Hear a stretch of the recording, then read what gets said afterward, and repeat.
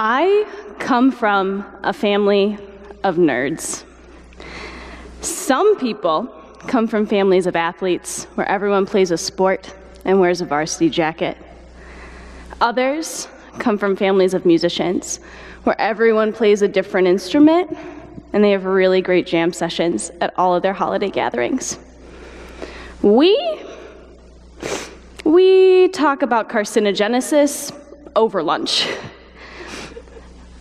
My father was the kind of man to play times tables with me instead of catch, and instead of telling me, don't talk to strangers, he would tell me that the null hypothesis is that they can't be trusted.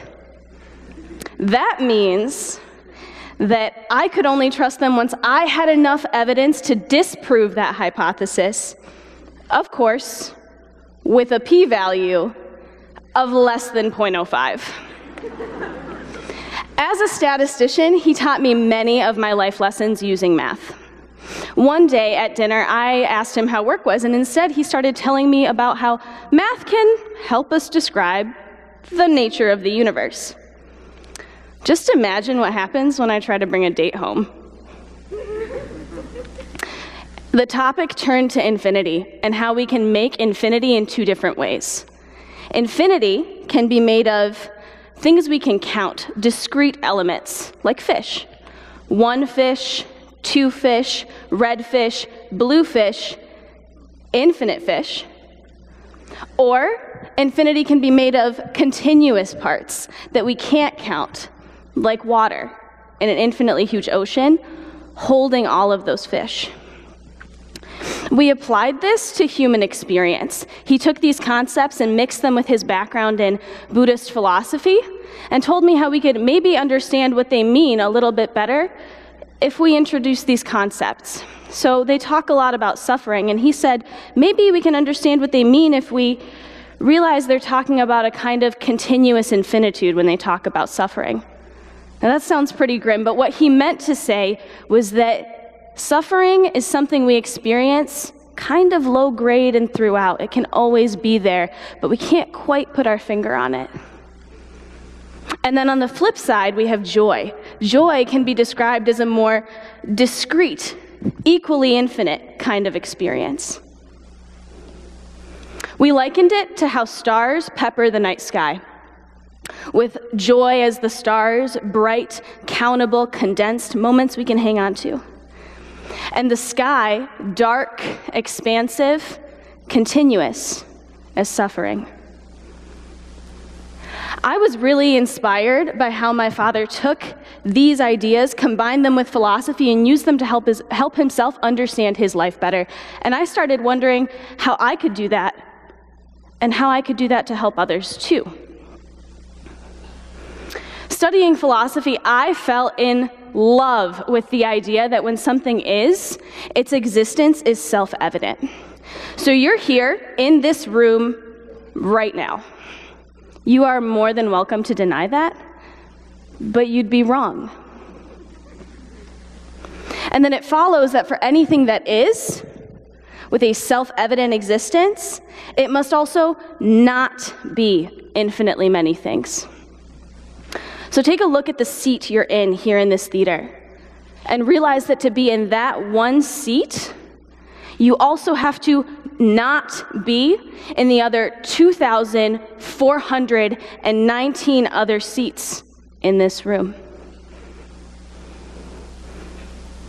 That's kind of a deep thought, that these opposites of what you are and what you are not, where you are and where you are not, can contrast and create definition. And I argue that this definition is actually the very edge of your selfhood. Even our beloved modern-day Da Vinci, Kanye West, took a stab at it, saying, "Everything I'm not made me everything I am." Put differently, everything I am is just as important to who I am as everything I'm not. To be you, you have to not be infinitely many things. Think of a well-defined muscle. What you are not helps define and outline you. That muscle stands out from what's around it. That muscle has strong edges, and it is probably more powerful. We exist in our world as vital organs exist in our bodies. We fit in it in a specific way. We're vital to it. And we have this dynamic back and forth with it. It shapes us, we shape it. The same way a heart can't change without affecting the body, and vice versa. And we cannot change without affecting the world, and vice versa. And it's actually that two-sidedness, that interaction, that creates change. But a heart is not the whole body, and we are not the whole world. And in that sense, we are limited.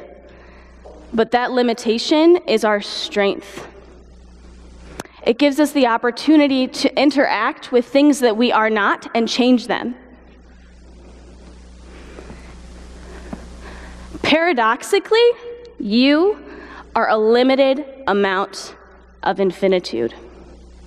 You are made of the stuff of infinity, but you are only so much of it, like the fish and the stars. And you are situated in one spot as a self here and now.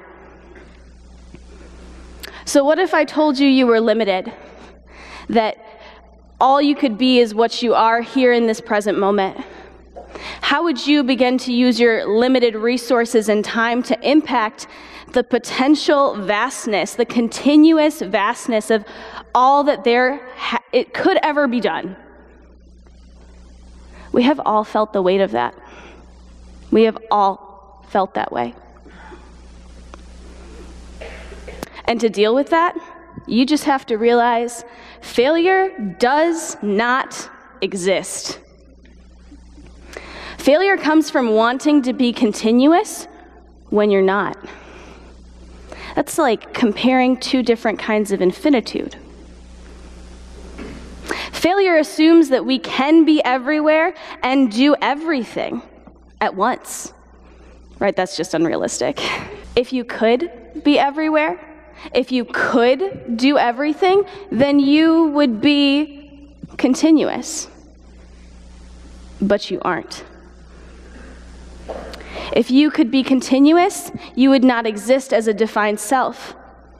But you do. We exist as defined selves. And what defines us is a contrast between what we are and are not, and it makes the very edge of our selfhood.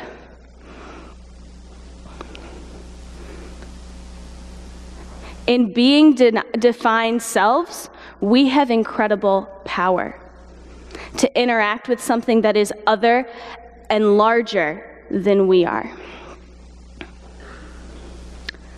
So go ahead, make an impact. You do you. That's all you have to do. Here and now. Embrace your defined and limited infinitude. Embrace how you contribute to something that is larger than you. You are vital to something that is larger than you. The world has shaped you. Shape it back.